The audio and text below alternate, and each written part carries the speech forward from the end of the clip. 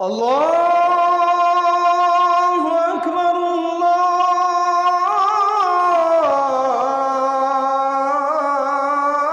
আল্লাহু আকবার। আলিফ লাম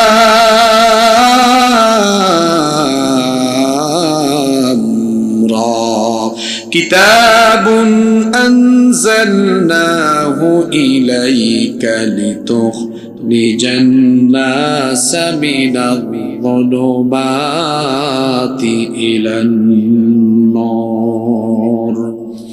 আল্লাহ তাআলা বলছেন, ও আমার হাবিব, আমি আপনার উপরে এই কিতাব এজন্য নাজিল করেছি লিতুখরিজান নাসা মিনায-যুলুমাতি ইলান নূর, যাতে আপনি মানুষকে তমসাচ্ছন্ন নিকষ কালো অন্ধকারে পড়ে থাকা মানবতাকে হেদায়াতের আলোর পথে নিয়ে আসতে পারেন।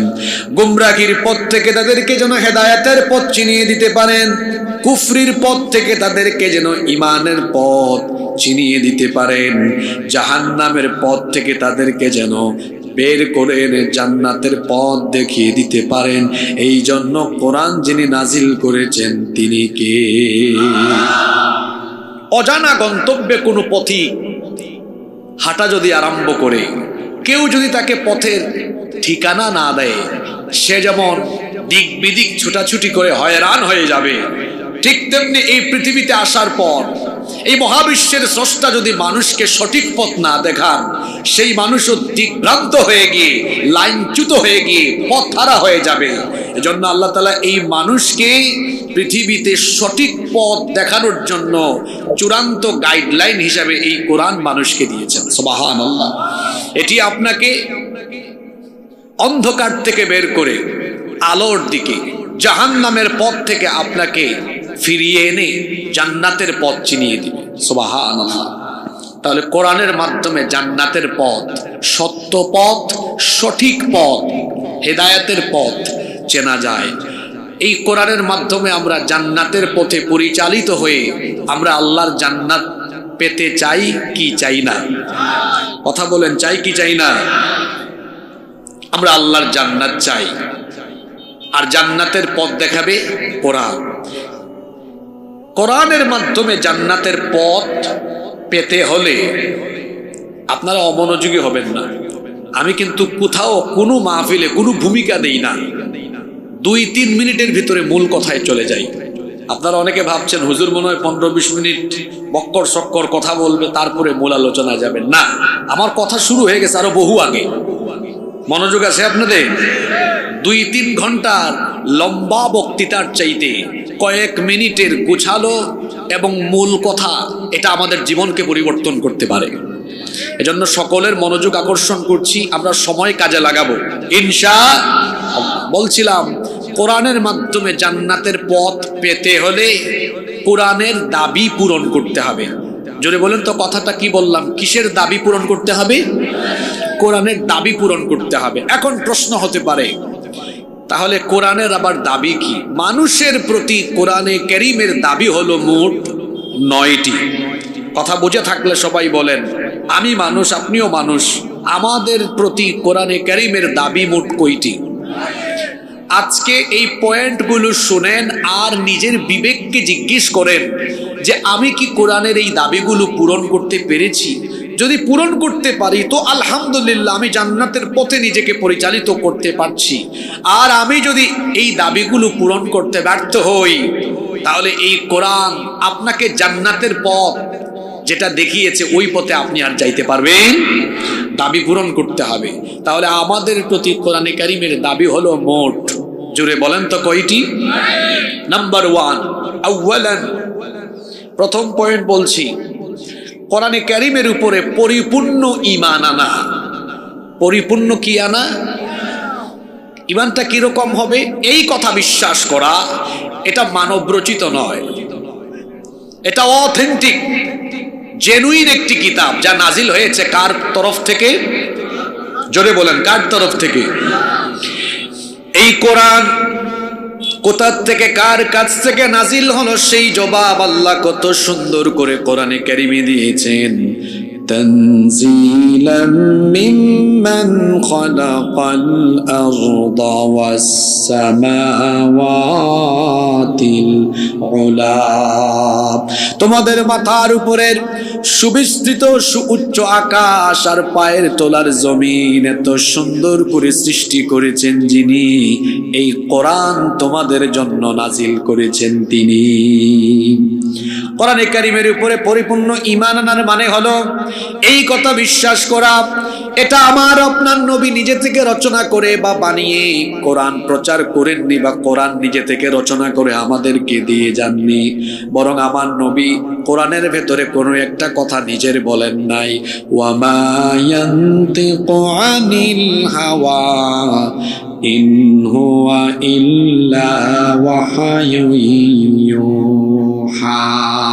মনোবৃত্তির অনুসরণ করে আমার নবী কোনো কথা বলেন নাই, তিনি তাই বলেছেন যা তার কাছে ওহী হিসাবে এসেছে। এই কোরআনে যা আছে সব যার বাণী। জোরে বলেন তো তিনি কে? বলবেন হুজুর মিলে গেছে আমাদের সাথে, এটা আমরা সবাই বিশ্বাস করি।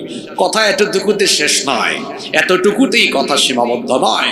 কোরআনে কারীমের প্রতি পরিপূর্ণ ঈমান আনার মানে হলো এটা আল্লাহর তরফ থেকে নাজিল হয়েছে, এই বিশ্বাসের পাশাপাশি এই বিশ্বাস স্থাপন করা যে আমার ব্যক্তি জীবন, পরিবার, সমাজ, রাষ্ট্রীয় জীবনের সকল দিক এবং বিভাগের পরিপূর্ণ সমাধান, সলিউশন, মেথড, মানহাজ সবকিছু পরিচালনার সবচেয়ে সুন্দরতম পদ্ধতি এই কিতাবের মাধ্যমে যিনি দিয়েছেন তিনি কে? এখন এই জায়গায় অনেকে ধরা খেয়ে যাবে। অনেকেই কোরআনে কারীমের প্রতি কিছু বিশ্বাস করে, কিছু বিশ্বাস রাখে, কিছু বিশ্বাস রাখে না।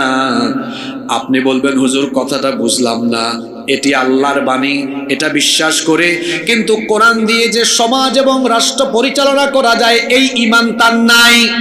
এই জন্য দেখা যায় কোরআন মসজিদ মাদ্রাসা এগুলোতে থাকলে কোনো আপত্তি নাই, মসজিদ মাদ্রাসায় তারা কোরআনকে ধর্মীয় কিতাব হিসাবে মানে, কিন্তু সমাজ এবং রাষ্ট্রের বিভিন্ন দিক পরিচালনায় কোরআনের আইন তারা গ্রহণ করতে চায় না, মানতে চায় না। এই রকম মানুষ আমাদের সমাজে আছে না নাই? আগামীকাল জুমাবার, আপনি আগামীকাল আইডেন্টিফাই করতে পারবেন।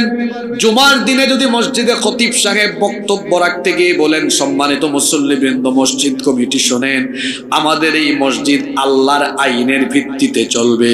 সবার আগে সভাপতি সাহেব হাত তুলে বলবে হুজুর আপনার সাথে আমি একমত, সেক্রেটারি, কোষাধ্যক্ষ সবাই বলবে হুজুর আমরা একমত, আমাদের মসজিদ আল্লাহর আইনে চলুক, কোরআনের আইনে চলুক, আমাদের কোনো আপত্তি নাই।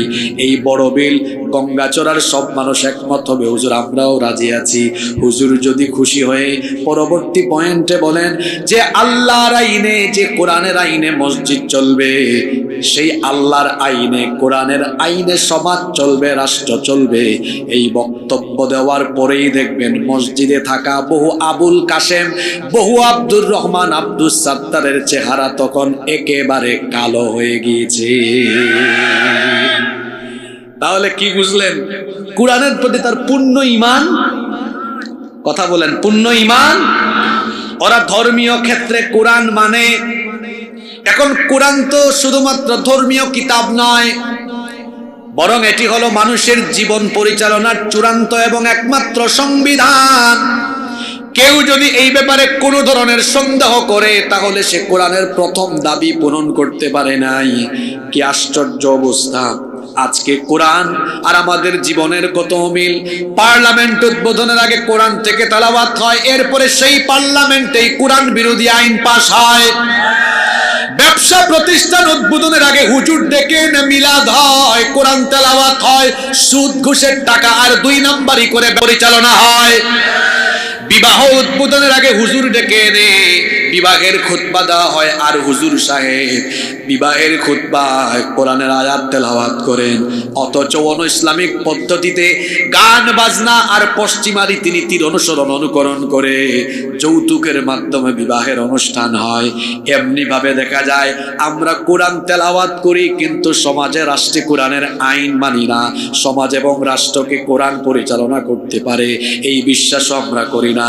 এমনি ভাবে যেই ব্যক্তি মুসলমানের নাম ধারণ করে, মুসলমানের বেশ ধারণ করে, শুধুমাত্র মসজিদে মাদ্রাসায় কোরআন রেখে সমাজ এবং রাষ্ট্র পরিচালনায় কোরআনে কারীম ব্যর্থ, এই বিশ্বাস যারা করে, এই ব্যক্তিগুলো কোরআনের প্রথম দাবি পূরণে ব্যর্থ হয়েছে। আপনারা কি আমাকে ভালোভাবে শুনতে পাচ্ছেন? তাহলে বলেন, প্রথম পয়েন্টেই তো অনেকে ধরা খাইছে। প্রথম পয়েন্টেই ধরা,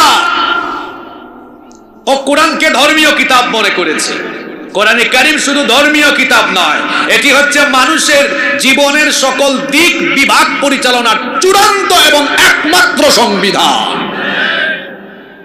কোরআনের প্রথম দাবি, এর উপর পূর্ণ ঈমান আনা। এটা আল্লাহর কিতাব, আর আমার জীবন পরিচালনায়, আমার ব্যক্তি জীবন, আমার পরিবার, আমার সমাজ, আমার রাজনীতি, আমার অর্থনীতি, আমার দেশ, আমার আন্তর্জাতিক নীতি, সব পরিচালনায় আমি আইন বানানোর দরকার নাই।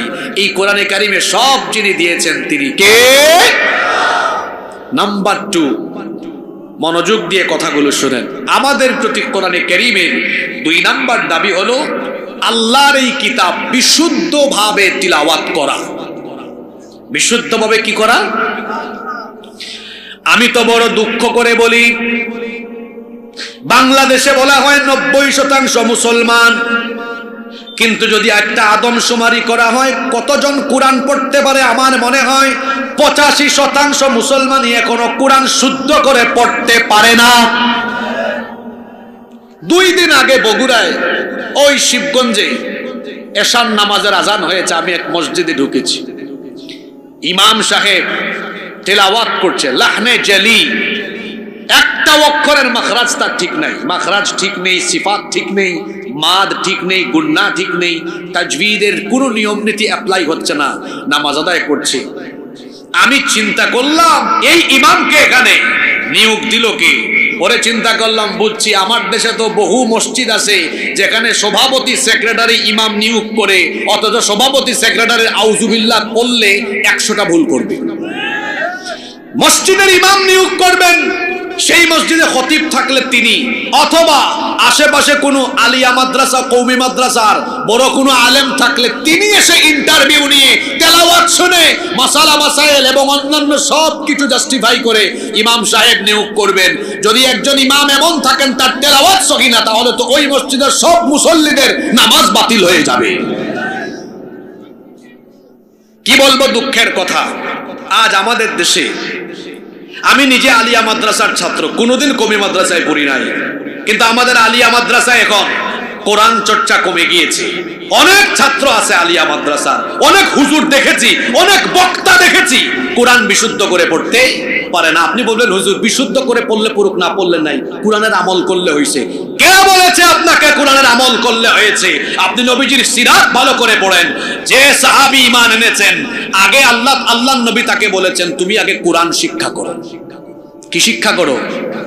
আপনি কোরআন শিখেন না, আপনার তো নামাজ শেষ, নামাজ বাতিল হয়ে যাবে।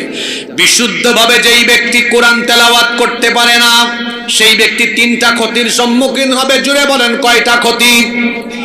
1 নাম্বার ক্ষতি হলো ওই ব্যক্তির নামাজ বাতিল হয়ে যাবে, কারণ নামাজের ভেতরে বিশুদ্ধ কোরআনের তেলাওয়াত ফরজ, এটা অতীব জরুরি। যদি আপনার হরফের উচ্চারণ ঠিক না থাকে, বিশুদ্ধ করে যদি কোরআন তেলাওয়াত না করেন, তাহলে দেখা যাবে কোরআনের অর্থ বিকৃত হয়ে যাবে। লাহনে জালি হওয়ার কারণে আপনার নামাজ ফাসেদ হয়ে যাবে, নষ্ট হয়ে যাবে। আহারে, আমার দেশে কত মুসলমান আছে কোরআন বিশুদ্ধ করে পড়তে পারে? রুব্বা কারিউল কুরআন ওয়াল কুরআনু ইয়ালআনুহু, কোরআনের এমন বহু পাঠক আছে, বহু তেলাওয়াতকারী আছে, এরা যখন কোরআন তেলাওয়াত করে সওয়াবের পরিবর্তে কোরআন তাকে লানত দেয়। এরা কোরআন পড়ছে আর কোরআন তাকে লানত দিচ্ছে। আহারে, এমন করে বহু মানুষ কোরআন পড়ছে। আল্লাহ আমাকে ক্ষমা করুন, আমি মানুষকে বোঝানোর জন্য উদাহরণ দিচ্ছি। কোরআন পড়তেছে আলহামদুলিল্লাহি রাব্বিল আলামিন, আল্লাহ আমারে ক্ষমা করেন, এটা আলামিন না আলামিন।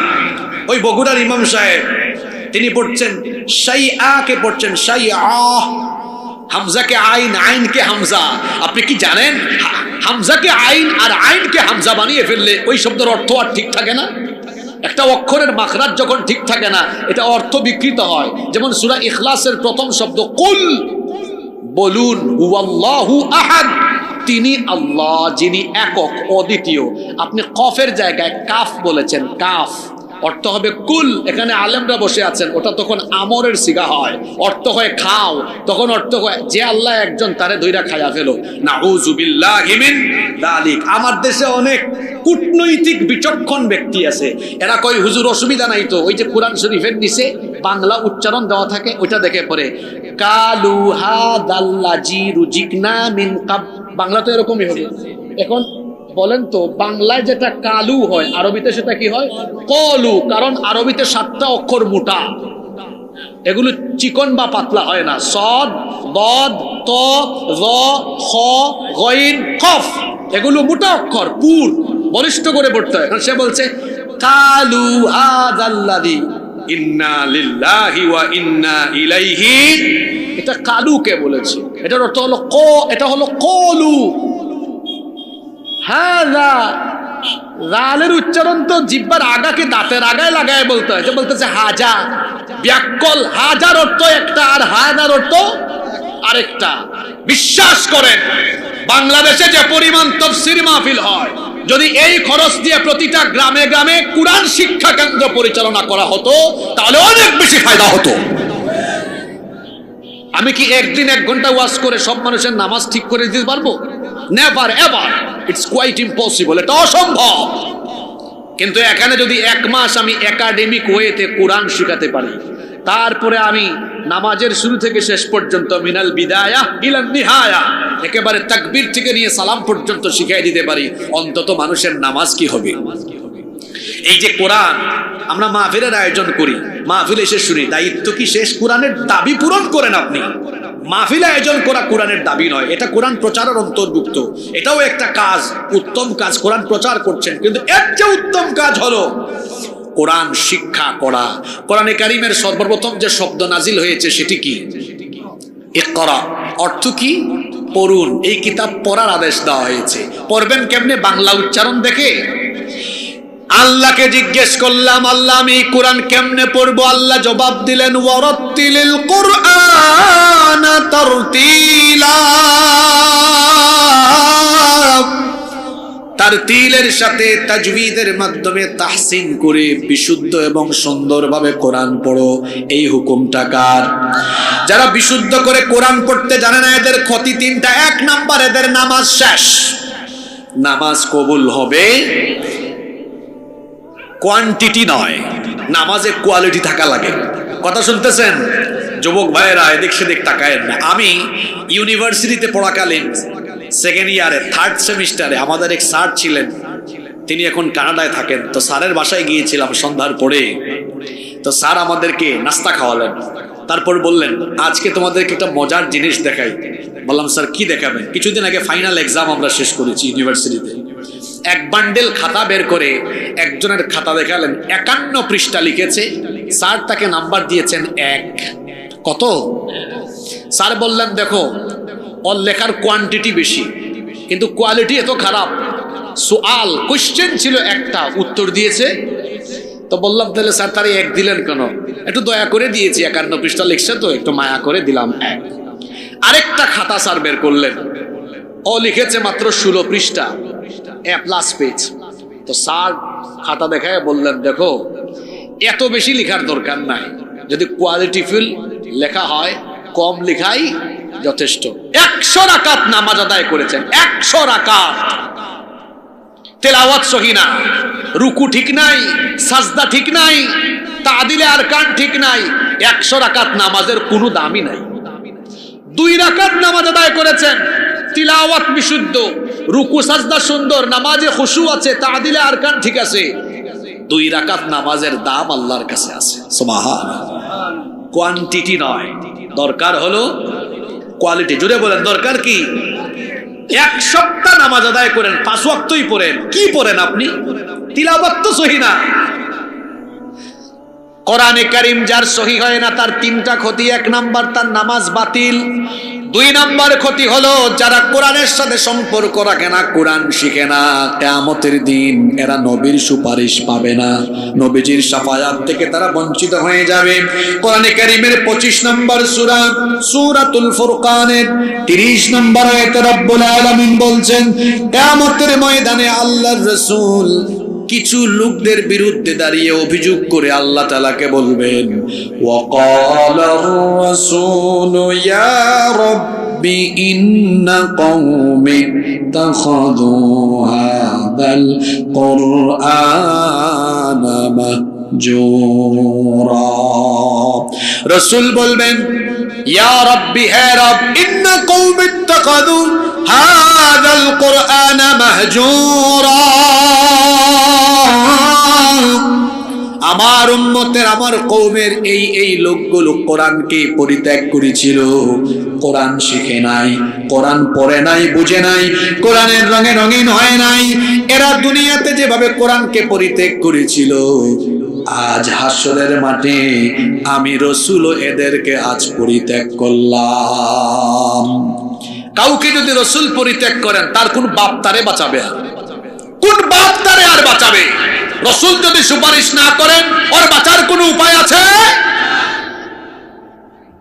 কি গুরুত্বপূর্ণ কথা! যে ব্যক্তি কোরআনের শিক্ষা থেকে নিজেকে বঞ্চিত করবে, ওই ব্যক্তি রাসূলের শাফাআত থেকে বঞ্চিত হয়ে যাবে। কোরআন না শিখার 3 নাম্বার ক্ষতিকর দিক হলো, যেই ব্যক্তি কোরআন শিখবে না, আল্লাহর তরফ থেকে তার জন্য শাস্তি বরাদ্দ আরো 3টা। জোরে বলেন কয়টা? রব্বুল আলামিন কোরআনে কারীমের 20 নম্বর সূরা সূরাতুত তাহা এর 124 নম্বর আয়াত থেকে বলছেন, ওয়ামান আ'রাদা আন যিকরি ফাইন্না লাহু মাঈশাতান দানকা ওয়া নাহশুরুহু ইয়াওমাল কিয়ামাতি আ'মা। আল্লাহ তাআলা বলছেন, আর যারা আমার উপদেশ সম্বলিত এই কোরআন থেকে মুখ ফিরিয়ে নিবে, ফাইন্না লাহু মাঈশাতান দানকা, নিশ্চয়ই আমি তাদের জীবনকে সংকীর্ণ করে দিব। মুফাসসিরিন কিরাম এই মাঈশাতান দানকার ব্যাখ্যায় 2টো অর্থ দিয়েছেন। 1 নাম্বার অর্থ তারা দিয়েছেন, যে ব্যক্তি দুনিয়াতে কোরআন শিখবে না, আল্লাহ তাআলা ওই ব্যক্তির দুনিয়ার সুখ শান্তি কেড়ে নেবেন। এই আয়াতের সাথে মানুষের বাস্তব জীবন সত্যিকার অর্থে মিলিয়ে দেখেন। গাড়ি আছে, বাড়ি আছে, নারী আছে, ক্ষমতা আছে, সবকিছু থাকার পরেও তার কপালে সুখ নাই, কারণ হলো তার জীবনে কোরআন নাই। যার জীবনে কোরআন নাই, যে ব্যক্তি নিজেকে কোরআন থেকে বঞ্চিত করেছে, সেই ব্যক্তি আল্লাহর নিয়ামত সুখ শান্তি থেকে বঞ্চিত। টাকা পয়সা দিয়েই সুখ শান্তি পাওয়া যায় না। বহু টাকাওয়ালা ক্ষমতাওয়ালা মানুষ আছে, রাতের বেলা ঘুমাতে পারে না। আবার বহু চাষি আছে, কৃষক আছে, রাতের বেলা ঘুমালেই শুইলে পরে ঘুম চলে আসে। ঘুম, সুখ শান্তি এগুলো যার দেয়া নিয়ামত। গলার আওয়াজ বড় করে সবাই বলেন, তিনি কে? সে আল্লাহ বলছেন, যারা কোরআন শিখবে না, আমি তার সুখ নিজেই কেড়ে নিব। মুফাসসিরিনে কেরাম 2 নম্বর অর্থ দিয়েছেন, এই ব্যক্তিকে যখন কবরে রাখা হবে, আমি আপনি সবাই একদিন কবরে চলে যাব। এই ব্যক্তিকে যখন কবরে রাখা হবে, কবরটা কত সংকীর্ণ! আপনার বাড়ির আপনার খাট বিছানা হলো 7x5, কিন্তু কবর হলো মাত্র 3.5 হাত সংকীর্ণ জায়গা। এখানে যখন তাকে রেখে দেওয়া হবে, এই 3.5 হাত কবর তার জন্য ধীরে ধীরে ধীরে ধীরে আরো সংকীর্ণ হয়ে যেতে থাকবে। 2 পাশের মাটি এভাবে তাকে আস্তে আস্তে করে এমন ভাবে চাপ মারবে, এক পাশের পাঁজর গিয়ে অন্য পাশের পাঁজরে এভাবে ঢুকে যাবে। এই রকম করে এই লোকটার উপরে শাস্তি চলতে থাকবে, যার হুকুমে। জোরে বলেন, তিনি কি? ওই ব্যক্তির জন্য 3 নাম্বার শাস্তি হলো, আল্লাহ তাআলা বলছেন, ওয়া নাহশুরুহু ইয়াওমাল কিয়ামাতি আ'মা। ইসরাফিল এমন এক ফেরেশতা, যাকে আল্লাহ কিয়ামতের ঘটনা ঘটানোর জন্য সৃষ্টি করেছেন। সিংহায় ফুৎকারে দেওয়ার পরে যখন মানুষ কবর থেকে উঠবে, যারা কোরআন শিখে নাই, এই মানুষগুলো সেদিন অন্ধ অবস্থায়, আলোহীন অবস্থায় উঠবে। চোখে কোনো আলো থাকবে না, অন্ধ অবস্থায় তাদেরকে কবর থেকে উঠাবেন কে? এরা যখন কবর থেকে অন্ধ হয়ে উঠবে, তখন অভিযোগ করবে, ক্বালা রাব্বি লিমা হাশারতানি আ'মা وقد كنت بصيرا হে রব আমাকে অন্ধ করে দিয়েছো কেন? ওয়াকাদ কুনতু বাসীরা, আমি তো চক্ষুষ্মান ছিলাম, দুনিয়ায় আমি চোখে দেখতাম, কেন তুমি আমাকে অন্ধ করে দিলে? কেন আজ হাসরের মাঠে আমি চোখে দেখি না, আমি অন্ধ কেন? আল্লাহ তখন বলবেন কাযালিকা আতাতকা আয়াতুনা ফানাসিতাহা ওয়া কাযালিকাল ইয়াউমা তুনসা। তুমি যখন দুনিয়াতে ছিলে তোমার কাছে আমার কিতাব ছিল, এই কোরআন তুমি দেখো নাই, বাংলা ইংরেজি সবই দেখেছো, কিন্তু কোরআন তুমি দেখো নাই। তুমি দুনিয়াতে থাকা অবস্থায় কোরআন দেখো নাই, চক্ষু থাকতেও তুমি যেভাবে অন্ধ হয়ে গিয়েছিলে, এজন্য আমি আল্লাহ আজকে তোমারে অন্ধ বানালাম। শুধু তাই নয়, দুনিয়াতে থাকা অবস্থায় আমার কিতাব কোরআনকে তুমি যেভাবে ভুলে গিয়েছিলে, ওয়া কাযালিকাল ইয়াউমা তুনসা, আজকে তোমার মতো গোলামকেও হাসরের মাঠে আমি আল্লাহ ভুলে গেলাম। এরা আর কে বাঁচাবে? কে বাঁচাবে আর তাকে? দেখি তো কি মনোযোগ দিয়ে আলোচনা শুনেন। ক্লাসের ভালো ছাত্রগুলো ফাইন্ড আউট করে ফেলি। আজকের আলোচনার টাইটেল, শিরোনাম ছিল মানুষের প্রতি কোরআনের কয়টা দাবি? 9টা। কয়টা? 1 নাম্বার বলেছি পূর্ণাঙ্গ ঈমান, 2 নাম্বার বলেছি বিশুদ্ধ করে কোরআন তেলাওয়াত জানা। এখন প্রশ্ন করি, জবাব দেন তো, বিশুদ্ধ কোরআন না শিখলে কয়টা ক্ষতি? 1 নাম্বার নামাজ, কথা বলেন, নামাজ হবে না, এই নামাজ বাতিল। 2, কি থেকে বঞ্চিত হবে? কোরআনের সুপারিশ থেকে।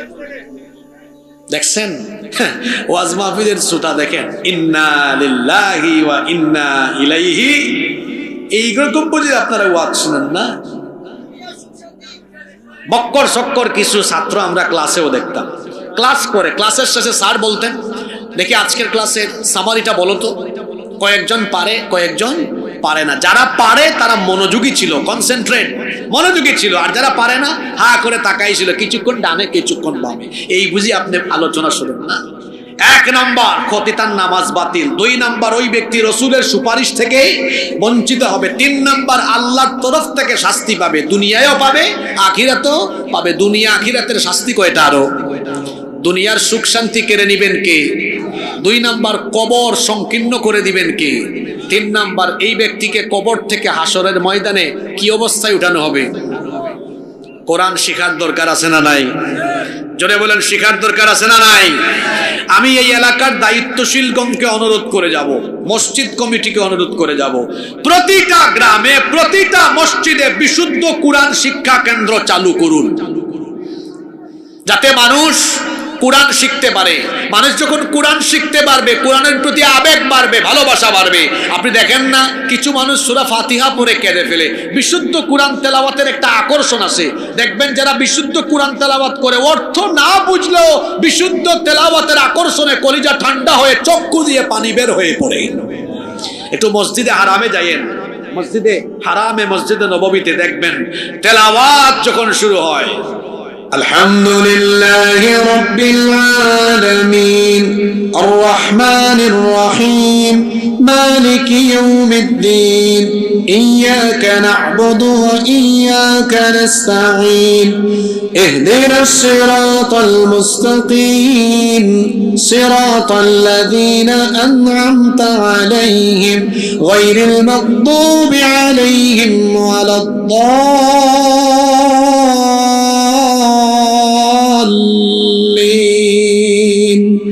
আমি তো হারামের ইমামদের মতো পারি না, আমার কণ্ঠ এত ভালো না, কিন্তু আপনি যখন হারামের তিলাওয়াত শুনবেন, আল্লাহর কসম আমি নিজের চোখে দেখেছি মানুষ কাঁদছে। আমি জিজ্ঞেস করেছি, আল্লাহ আমাকে বহুবার মসজিদে হারামে নামাজ আদায়ের সুযোগ দিয়েছেন, জিজ্ঞেস করেছি আপনি তো অর্থ বুঝেন না, কাঁদেন কেন? কই হুজুর, অর্থ বোঝা লাগে। এত সুন্দর তিলাওয়াত যখন করে কলিজাটা ঠান্ডা হয়ে মনের অজান্তেই চক্ষু দিয়ে পানি বের হয়ে পড়ে। এটা হচ্ছে কোরআনের মুজিজা, এর তেলাওয়াতে মজা আছে। আপনি জানেন না, আল্লাহর নবীর তেলাওয়াত শুনে নাখলাতে ফজরের নামাজে নবীজির তেলাওয়াতে উড়ন্ত জিনেরা উড়ন্ত অবস্থা বন্ধ করে নবীর তেলাওয়াত শুনে পাগল পড়া হয়েছে। সুবহানাল্লাহ। সূরা জিনে আছে, তারা কি বলেছে? ইন্না সামি'না কুরআনান আজাবা, আমরা তো আওয়াজের দরিয়ায় থাকি, একই আওয়াজ, একই বিস্ময়কর তেলাওয়াত, এত চমৎকার তেলাওয়াত জীবনেও শুনি নাই। সুবহানাল্লাহ।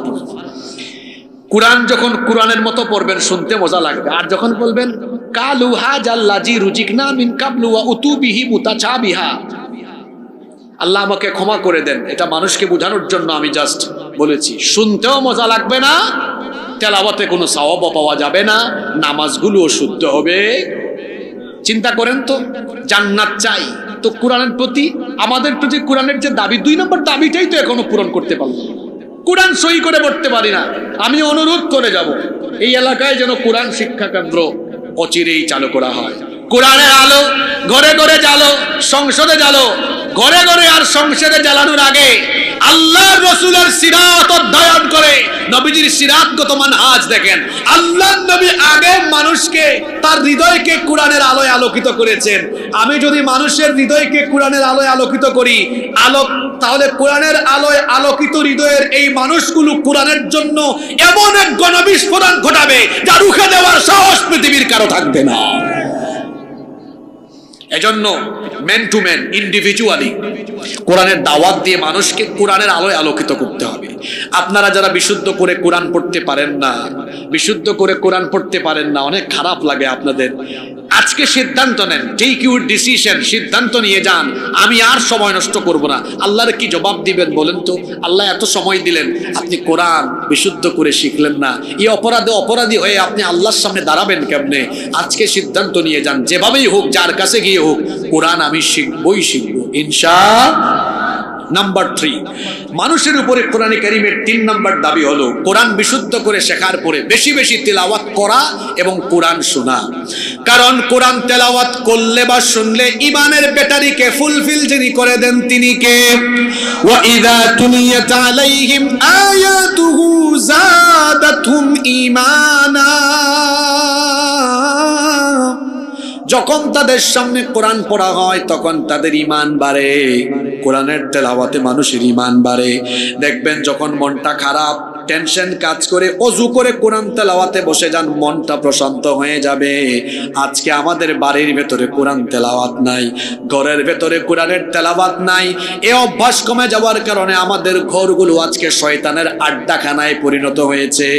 আল্লাহর নবী বলেছেন, লা তাজআলু বুয়ুতাকুম মাকাবির, তোমরা তোমাদের ঘরকে কবর বানিয়ে ফেলো না, ঘরের মধ্যে তিলাওয়াত করো। আল্লাহর নবী বলেছেন, ইন্নাল বাইতাল্লাযী তুকরাউ ফীহি সূরাতুল বাকারা ইয়ানফিরুশ শাইতানু আন, আল্লাহর নবী বলেছেন যেই ঘরের মধ্যে সূরা বাকারা তেলাওয়াত হয় ওই ঘরে আর শয়তান থাকতে পারে না।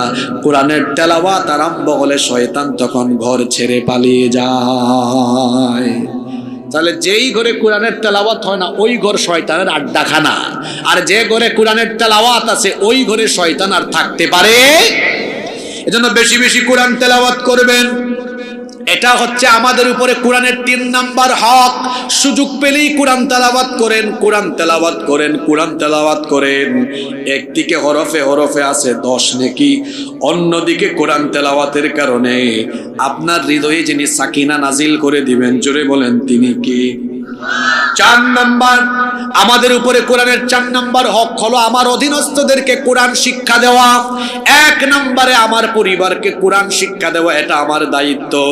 যদি আমার ছোয়া কখ ABCD শেখাবো, পরে আলিফ বা তা তা কোরআনের শিক্ষা দিব সবার আগে। আমরা অনেকে আছি সন্তানকে আমরা ইংলিশ মিডিয়ামে পড়াই, ব্যারিস্টার হাফেজ, আমরা ব্যারিস্টার ইঞ্জিনিয়ার বানানোর জন্য কত চেষ্টা করি, কত ভালো ভালো প্রতিষ্ঠানে ভর্তি করি। ছেলেকে ব্যারিস্টার বানান, ইঞ্জিনিয়ার বানান, লয়ার বানান, আমার আপত্তি নাই, কিন্তু সবার আগে আপনি আপনার সন্তানকে কোরআন শিক্ষা দিবেন। সন্তানকে যদি কোরআন না শিখান, আল্লাহর কসম, কোরআন হাদিসের শিক্ষা বিবর্জিত এই সন্তান দুনিয়ার সকল শিক্ষা যদি নেয়, কোরআন থেকে যদি বঞ্চিত থাকে, এ কোনোদিন আদবওয়ালা হবে না, বেআদব হবে। এবং এই সন্তান নিজেই তার মা বাপকে গলা ধাক্কা দিয়ে বাড়ি থেকে বের করে অল্ড হোম বৃদ্ধাশ্রমে পাঠিয়ে দিবে। কোরআনওয়ালা সন্তান কখনো তার পিতামাতার সাথে খারাপ আচরণ করে না। এজন্য সন্তানকে কোরআন শেখান। সন্তানটাকে কোরআন শেখালে, আচ্ছা আপনি বাড়িতে যাবেন, বাড়িতে গিয়ে শুনলেন আপনার ছেলে আপনার মেয়ে 7-8 বছর বাড়িতে তেলাওয়াত করছে, ইয়াসিন ওয়াল কুরআনিল হাকীম ইন্নাকা লামিনাল মুরসালিন আলা সিরাতিন মুস্তাকিম। বাড়িতে গিয়ে শুনেন আপনার ছেলে মেয়ে এরকম তেলাওয়াত করছে, আল্লাহর কসম আপনার সন্তান 100 কোটি টাকা উপার্জন করে আপনার হাতে দিলে কলিজায় যে শান্তি লাগবে, আপনার ছেলে মেয়ে এভাবে যদি কোরআন আপনার সামনে পড়তে পারে তার চেয়ে 1000 কোটি গুণ বেশি আপনার শান্তি লাগবে। ছেলে মেয়েগুলোকে কোরআন শিক্ষা দেন। কি সন্তান বানিয়ে যাচ্ছেন! আউযুবিল্লাহ পারে না, বিসমিল্লাহ। যে পিতামাতা তাদের সন্তানদেরকে কোরআন শেখাবে না, দুনিয়া এবং আখিরাতে এই পিতামাতা ব্যর্থ হবে, অসম্মান জিল্লতি বেজ্জতির সম্মুখীন হবে। আখিরাতে এই সন্তান বলবে, আল্লাহ আমাকে জাহান্নামে দেওয়ার আগে আমার পিতামাতাকে আমার সামনে আনো। আল্লাহ বলবেন, তোমার পিতামাতাকে সামনে আনার কথা তুমি কেন বলছো? সে তখন বলবে, তারা তো আমাকে কোরআন শেখানোর ব্যবস্থা করে নাই, তারা আমাকে পথভ্রষ্ট করেছে, আমাকে হেদায়েতের পথে আনার জন্য হেদায়েতের এই কিতাব শিক্ষার কোনো ব্যবস্থা করে নাই। হে রব, আমার মা বাপকে আমার সামনে এনে দাও। নাজআলহুমা তাহতা আকদামিনা লিয়াকুনা মিনাল আসফালিন। আজ আমি আমার বাপ মায়ের বুকের উপরে উঠে পাড়া দিয়ে পদদলিত করে, দলিত মথিত করে তারপরে আমি জাহান্নামে যাব। কি ব্যর্থ পিতা, কি ব্যর্থ মাতা, তার সন্তান তার বুকের উপরে উঠে পাড়াতে চাইবে। আর যদি তার বিপরীতে আপনি সন্তানকে দুনিয়ায় কোরআন শেখায় যেতে পারেন, আপনি যদি কোনো কারণে আটকায়াও যান, একজন হাফেজ বা আলেমকে কিয়ামতের দিন তার নিকটাত্মীয়দের জন্য সুপারিশের সুযোগ দেওয়া হবে। সন্তানকে কোরআনওয়ালা বানিয়ে যান। এই সন্তান বলবে, আল্লাহ আমি একা জান্নাতে যাব না, আমার বাপ আর আমার মাকে তুমি আমার সাথে জান্নাতে দিয়ে দাও। সুবহানাল্লাহ কইতে ইচ্ছে করে না? আল্লাহ বলবেন, তোর মা বাপকে শুধু জান্নাত দিব না, শোন, তোর বাপ মা তোরে কোরআন শেখানোর ব্যবস্থা করেছে, তোর মা বাপকে আমি আজ হাসরের মাঠেও সম্মান দিব। আল্লাহ বলবেন ফেরেশতাদেরকে, উলবিসা ওয়ালিদাহু তাজান ইয়াউমাল কিয়ামা, এই কোরআনওয়ালা সন্তানের মা বাপের মাথার মধ্যে নূরের মুকুট আজকে পরিধান করিয়ে দাও। দুনিয়ায়ও সম্মান, আখিরাতেও। অধীনস্থদেরকে কোরআন শেখান। এটা আপনার প্রতি কোরআনের 4 নম্বর দাবি। কয় নম্বর দাবি? নাম্বার 5। মানুষের প্রতি কোরআনের 5 নম্বর দাবি হলো যথাসাধ্য এই কোরআন মুখস্থ করা। যতটুকু পারবেন মুখস্থ করবেন। না, আমরা কোরআন মুখস্থ করি না, দায়িত্ব দিয়েছি হাফেজদেরকে। আর আমাদের পুঁজি হলো আলাম তারা কাইফা ফাআলা রাব্বুকা বিআসহাবিল ফিল, এই সূরা থেকে ওই যে কুল আউযু বিরাব্বিন নাস, মাত্র এই 10টা সূরা, এর বাইরে আমাদের আর কোনো মুখস্থ নাই। আমার শিক্ষা ব্যবস্থা আজ কোন জায়গায় গিয়ে দাঁড়িয়েছে? মাস্টার্স শেষ করে ভালো বাংলা জানে, ভালো ইংরেজি জানে, কিন্তু শুদ্ধ করে কোরআন পড়তে জানে না। আপনারা দোয়া করবেন, আমরা বাংলাদেশে শিক্ষা ব্যবস্থা নিয়ে কাজ করার নিয়তে বহুদূর এগিয়েছি।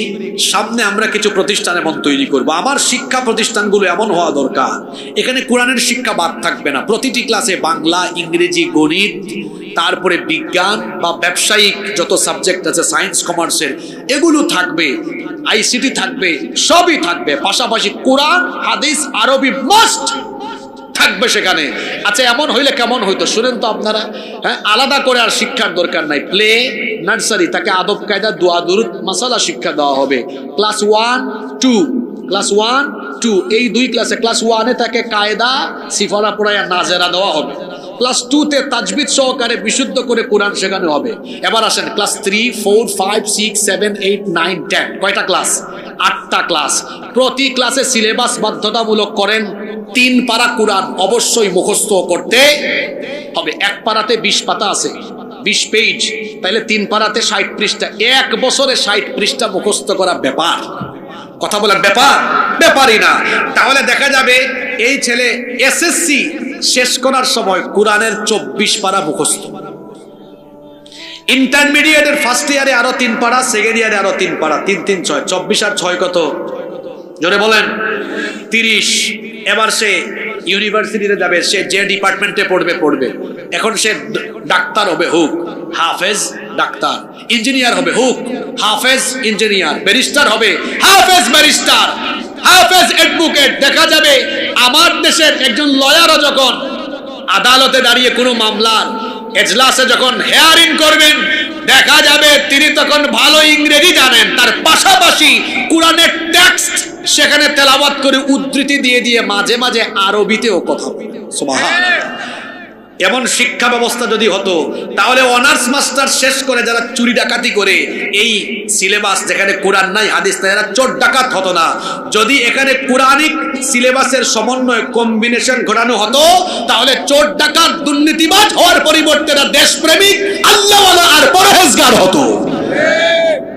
সম্মানিত উপস্থিতি, তাহলে বলছিলাম কোরআন শিক্ষা দেওয়ার ব্যবস্থা করতে হবে। 5 নাম্বার হলো কোরআন মুখস্থ করতে হবে। কোরআন মুখস্থ করা কঠিন নয়।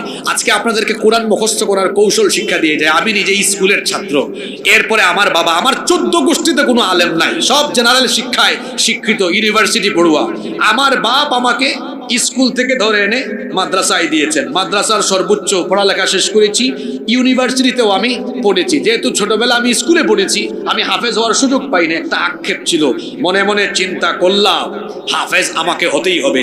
আমি শুরু করলাম এবার কোরআন মুখস্থ করা, ধাপে ধাপে কোরআন মুখস্থ শুরু করছি। আমার মনে হয় ইনশাআল্লাহ তাড়াতাড়ি শেষ হবে। কোরআন মুখস্থ করা সহজ। আপনি এক আয়াত শিখেন না ডেইলি, সূরা নাবা 30 পারার প্রথম সূরা ধরেন, দেখেন মুখস্থ করা কত সহজ। আম্মা ইয়াতাসাআলুন, আজকে এক আয়াত সারাদিন জপেন, আগামীকাল আরেক আয়াত আনিন নাবাইল আযীম, পরের দিন আরেক আয়াত আল্লাযী হুম ফীহি মুখতালিফুন, পরের দিন 4 নাম্বার দিন কাল্লা সায়ালামুন, পরের দিন 5 নাম্বার দিন সুম্মা কাল্লা সায়ালামুন। 5 দিনে কয় আয়াত? আমার 1 রাকাত নামাজের পুঁজি হয়ে গেছে। এবার ওই দিনই সূরা ফাতিহার পরে সব নামাজে পড়েন আম্মা ইয়াতাসাআলুনা আনিন নাবাইল আযীমিল্লাযী হুম ফীহি মুখতালিফুন কাল্লা সায়ালামুনা সুম্মা কাল্লা সায়ালামুন। আল্লাহু আকবার। রুকুতে যান, 1 রাকাতের পুঁজি হইছে না? কোরআন মুখস্থ করে কোরআনকে স্মৃতিপটে ধরে রাখার কৌশল হলো, যা মুখস্থ করবেন তা প্রতিদিনের নামাজে অ্যাপ্লাই করবেন, তাহলে কোরআনকে মনে রাখার ব্যবস্থা করে দিবেন কে? ডেইলি 1 আয়াত করেও শিখলে কোরআন মুখস্থ করতে 6500 দিন লাগবে। 6500 দিন লাগবে না, আমরা করি না। দায়িত্ব দিয়ে দিয়েছি বিভিন্ন জনকে। এই প্র্যাকটিসটা মধ্যপ্রাচ্যের বিভিন্ন আরব দেশে আছে। আমি 2019 সালে জিদ্দাতে এক গাড়িতে উঠেছি, ওই যে ট্যাক্সিতে আর কি। তো ড্রাইভার, তো ইয়ামেনি ড্রাইভার, সে তিলাওয়াত করতেছে কোরআনের মাঝখান থেকে সূরা বনি ইসরাইল পড়তেছে। বনি ইসরাইল একেবারে মাঝখানে না, এটা মাঝামাঝি সূরা। তা আমি বললাম হাল আনতা হাফিজুল কোরআন, আপনি কি হাফেজে কোরআন? না, আমি হাফেজে কোরআন। তো আমি বললাম হাফেজ না, একদম বনি ইসরাইল মাঝখান থেকে পড়তেছেন। কয় আমি হাফেজ না ঠিক, কিন্তু যখনই পাই সময় পাই কোরআন পড়ি। পড়তে পড়তে অর্ধেকের বেশি এখন মুখস্থ করে ফেলেছি। একজন ড্রাইভার পারে। আরে উত্তরবঙ্গের মানুষ তো টাটকা ফ্রেশ আলু খায়, ফ্রেশ সবজি খায়, সব নিয়ামতেই উত্তরবঙ্গে। এত টাটকা সবজি আর এত ফ্রেশ জিনিস বাংলাদেশের অন্য কোথাও নাই। আপনাদের ব্রেইন অনেক ফ্রেশ আছে, মেমোরাইজিং ক্যাপাসিটিও ভালো। চেষ্টা করেন আজকে থেকে ডেইলি 1 আয়াত 2 আয়াত মুখস্থ করেন। কোরআন যত মুখস্থ করবেন জান্নাতে তত বেশি আপনার স্ট্যাটাস, মর্যাদা যিনি বাড়িয়ে দিবেন তিনি কে? সূরা মুলকটা মুখস্থ করেন, রাতে ঘুমানোর আগে পড়েন। আয়াতুল কুরসিটা মুখস্থ করেন, সূরা ওয়াকিয়া মুখস্থ করেন, ইয়াসিন সূরাটা মুখস্থ করেন, সূরা রহমান মুখস্থ করেন। চেষ্টা করেন, পারবেন ইনশাআল্লাহ। কষ্ট হচ্ছে আপনাদের? নাম্বার 6, আমরা এগিয়ে গেছি অনেক। 6 নাম্বার, মানুষের প্রতি কোরআনের 6 নাম্বার দাবি হলো, 6 নাম্বার দাবি হলো কোরআন শুধু পড়লেই হবে না, তুতা পাখির মতো। এবার এটা বুঝতে হবে। কি করতে হবে? বুঝার চেষ্টা করতে হবে। যদি আপনি না বুঝেন তাইলে কোরআন অনুযায়ী জীবন গঠন করতে পারবেন। আমরা 1 ঘন্টায় 1 পারা পড়ি, আর রসুলের সাহাবীরা এক এক সূরা পড়তে সময় নিয়েছেন 10 বছর 8 বছর। সুবহানাল্লাহ। ওইটা পড়েছেন, বুঝেছেন, আমল করেছেন। আমরা কোরআন বুঝি না। এবার আমার দিকে তাকান, এই কথাগুলো সচরাচর সব মাহফিলে শুনবেন না। এবার কোরআন অর্থ বুঝে পড়ার, এতক্ষণ যে 6টা পয়েন্ট বললাম সবগুলা দাবি পূরণের একটা সংক্ষিপ্ত সিলেবাস দিয়ে যাই। তাফহিমুল কোরআন, তাফসির ফি জিলালিল কোরআন, মারিফুল কোরআন, তাফসিরে জালালাইন, তাফসির ইবনে কাসির, 5টা তাফসিরের নাম বললাম। এগুলো সব বাংলা অনুবাদ করা পাওয়া যায়। 2-2.5 হাজার টাকা দাম হবে এক সেট তাফসিরের। এক সেট বাংলা অনুবাদ করা তাফসির বাসায় রাখবেন, আপনি সহ পরিবারের সবাই পড়বেন। আমার দিকে তাকান, ডেইলি যদি 5 আয়াত পড়েন অর্থ আর ব্যাখ্যা সহ, নিচে দেখবেন টিকা দিয়ে ব্যাখ্যাও লেখা আছে।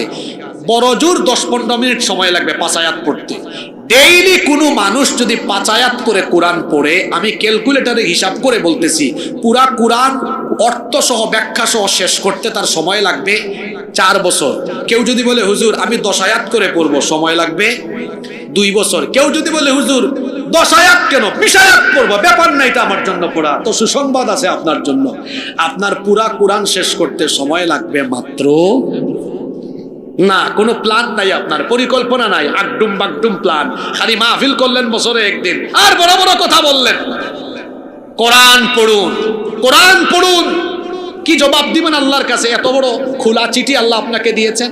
হ্যাঁ, 5 আয়াত করে পড়লেও তো 4 বছর লাগতো, 10 আয়াত করে পড়লেও 2 বছর সময় লাগতো, 20 আয়াত করে পড়লেও 1 বছর লাগতো। বয়স তো হয়ে গেছে 50 বছর, 60 বছর। যুবক 20 বছর, 22 বছর, 25, 30 বছর। এত বছর কোথায় গেল? মোবাইলে তাহাজ্জুদ পড়তে পড়তে গেল। যে পরিমাণ টাইম তারা মোবাইলে দেয়, এই পরিমাণ টাইম যদি কোরআন চর্চায় দিত, কোরআন কয়েকবার পড়া শেষ হয়ে যেত। দেখি বলেন তো, 5 আয়াত করে পড়লে কয় বছর? কয় বছর? 10 আয়াত করে পড়লে 2 বছর, 20 আয়াত করে পড়লে? আপনারা সিদ্ধান্ত নিন 5, 10 না 20 পড়বেন। একটা সিদ্ধান্ত নিয়ে যান, দেখবেন আমরা কোরআন পড়তে পারবো ইনশাআল্লাহ। নাম্বার 7, মানুষের প্রতি কোরআনের 7 নাম্বার দাবি হলো কোরআন অনুযায়ী আমল করা। আগের 6টা যখন শেষ করবেন, আগের 6টা সিরিয়াল ঠিক আছে না? ঈমান আনা, কোরআন শিখা, তারপরে পরিবারের সদস্যদেরকে শেখানো, বেশি বেশি পড়া আর শোনা, তারপরে কি করা? কোরআন বুঝা। তারপরে আপনি যখন এটাতে আসবেন, এখন কোরআন বুঝেন, আপনি আমল করতে পারবেন না? পারবেন। সিরিয়াল ঠিক করে আসেন। আল্লাহ নবীর চরিত্রের ব্যাপারে নবীজির বিবি, নবীজির স্ত্রী আয়েশা রাদিয়াল্লাহু আনহাকে বলা হলো, আমার আপনার নবীর চরিত্র কেমন ছিল?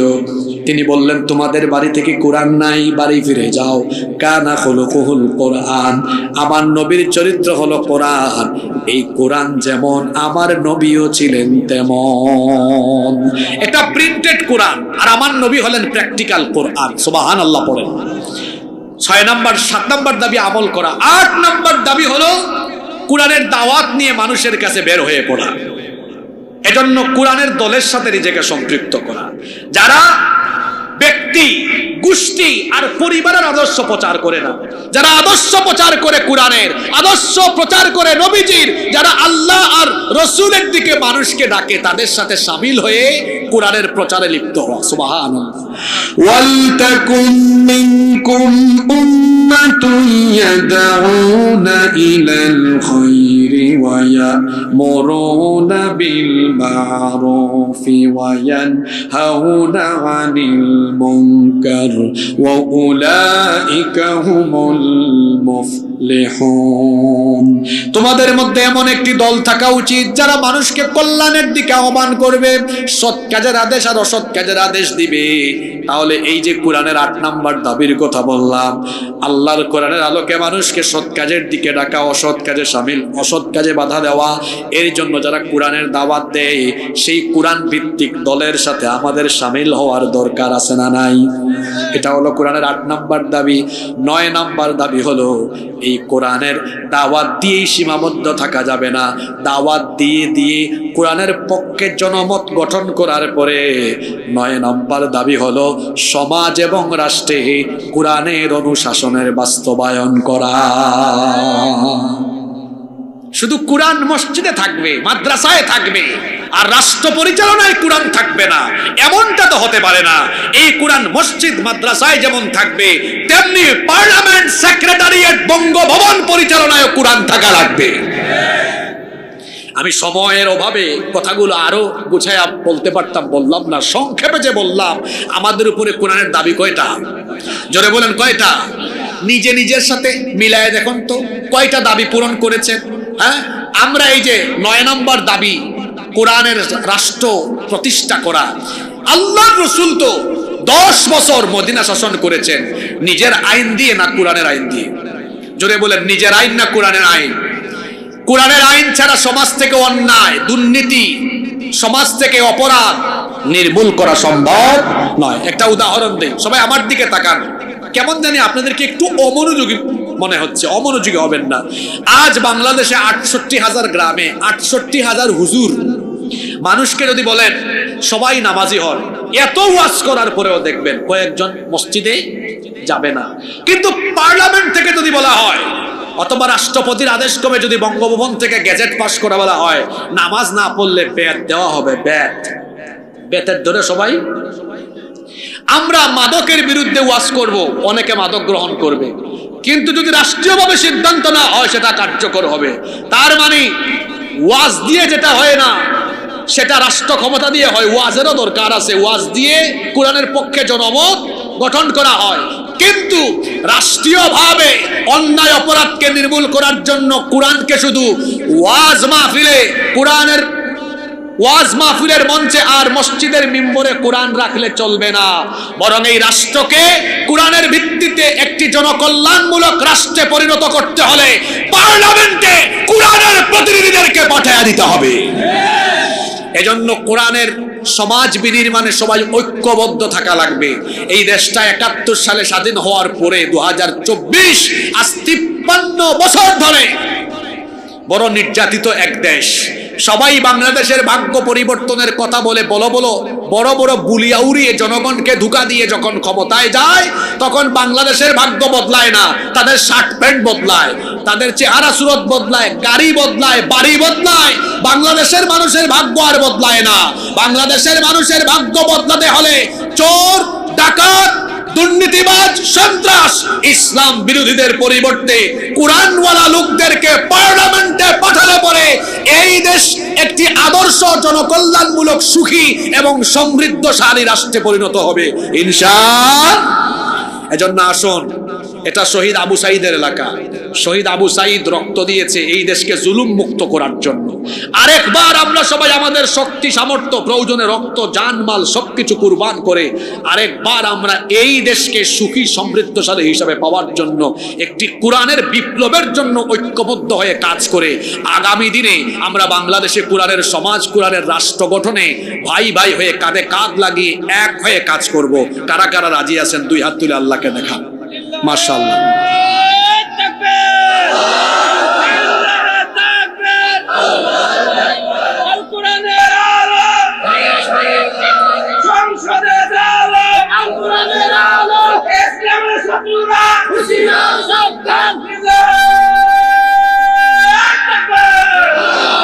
আল্লাহ আমাদের সবাইকে কবুল করেন।